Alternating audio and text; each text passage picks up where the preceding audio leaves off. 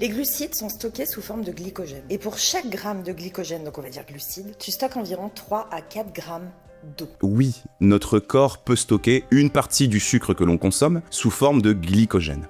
Des petites molécules de sucre, on va dire, qui vont se coincer dans les fibres de nos muscles et dans notre foie et qui vont servir de réserve de carburant d'urgence. C'est du carburant très rapide à mobiliser au cas où. Et en effet, il y a toujours de l'eau qui est un petit peu entraînée avec ce glycogène pour le stocker. Ça, c'est complètement correct ce qu'elle dit. Mais là où elle fait fausse route, c'est que la capacité du corps à stocker du glycogène est complètement limitée.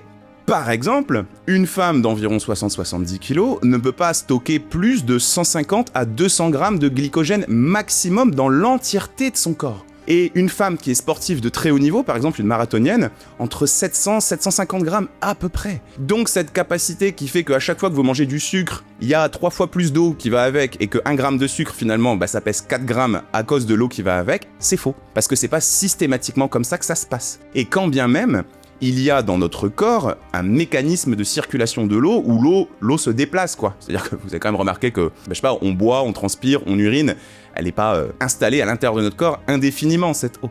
Donc là, pour le coup, je trouve que c'est pas une très très bonne idée de faire ce type de contenu parce que, premièrement, c'est pas complètement vrai. Et deuxièmement, on tape encore une fois sur les féculents, on tape encore une fois sur les sucres, et c'est comme ça que moi je me retrouve souvent en consultation avec des patients et des patientes qui se les interdisent, et qui du coup, premièrement, manquent un peu de plaisir dans leur alimentation, parce que le pain, les pâtes et le riz, c'est quand même plutôt pas mal d'en manger un petit peu de temps en temps, surtout si on aime ça, et deuxièmement, manque de carburant, parce que je le répète encore une fois, le sucre et les calories ne sont pas un gros mot, c'est du carburant, il en faut, dans les bonnes proportions et du bon, oui, mais il nous en faut.